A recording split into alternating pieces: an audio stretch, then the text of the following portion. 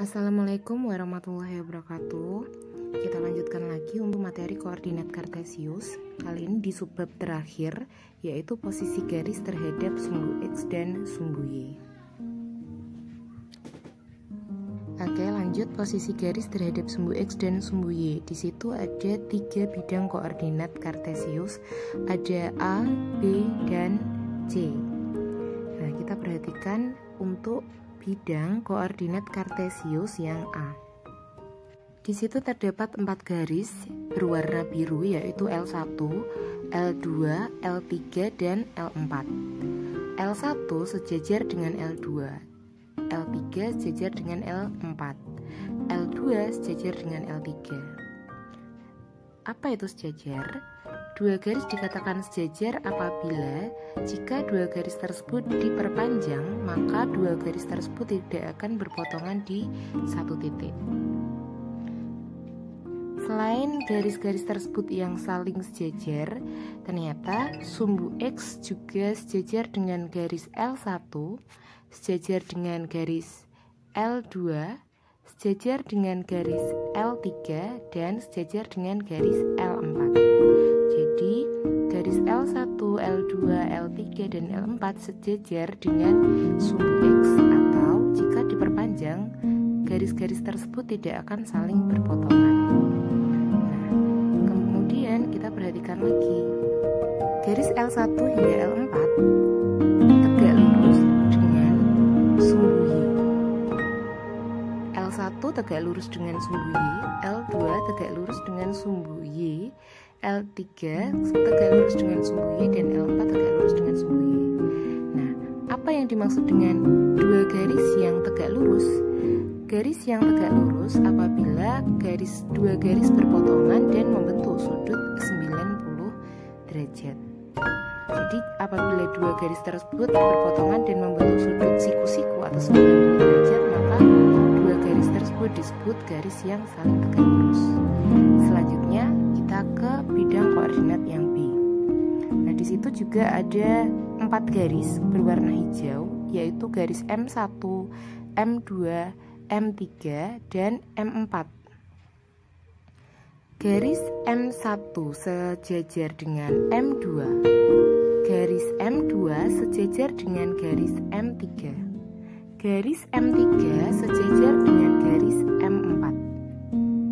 Nah, keempat garis itu juga sejajar dengan garis atau sumbu Y.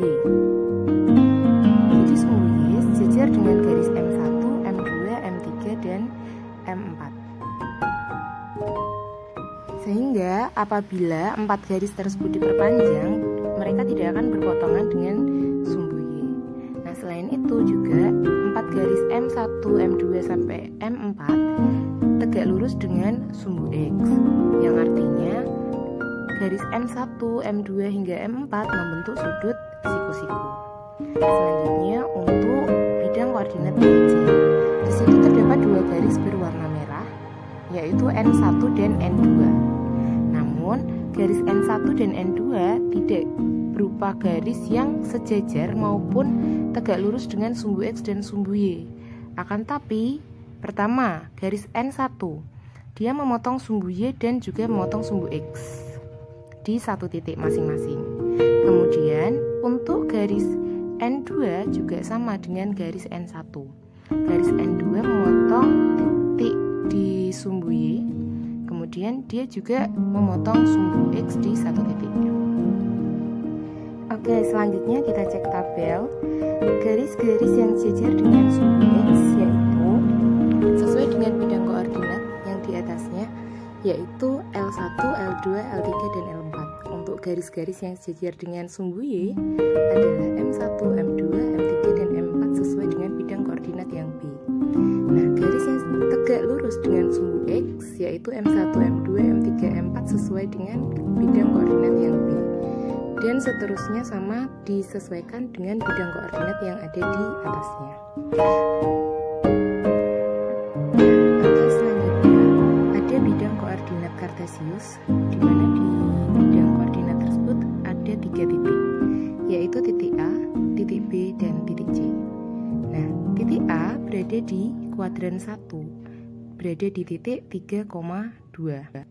Dari titik A dibuat 2 garis, yaitu yang pertama garis yang warna hijau, garis yang sejajar dengan sumbu Y dan tegak lurus dengan sumbu X, serta ada garis yang berwarna ungu, yaitu garis yang tegak lurus dengan sumbu Y dan sejajar dengan sumbu X. Jadi dari satu titik bisa dibuat lebih dari satu garis. Begitu juga selanjutnya untuk titik B. Titik B berada di kuadran 4, yaitu 3,-6. Nah, di satu titik tersebut juga bisa dibuat lebih dari satu garis, yaitu garis yang sejajar dengan sumbu Y, yaitu yang berwarna hijau, dan garis yang berwarna merah, yaitu garis yang memotong sumbu X dan sumbu Y. Begitu juga untuk titik yang untuk titik selanjutnya, titik C, titik yang berada di kuadran 2, juga dibuat lebih dari satu garis. Oke, demikian materi untuk posisi garis terhadap sumbu X dan sumbu Y.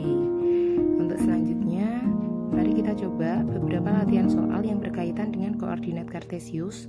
Dari yang pertama tentang kuadran, posisi titik terhadap sumbu X dan sumbu Y, posisi titik terhadap titik original atau titik asal, serta posisi titik terhadap titik lain, dan yang terakhir adalah posisi garis terhadap sumbu X dan sumbu Y.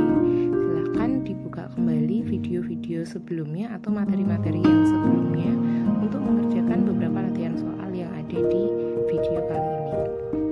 Oke, terima kasih.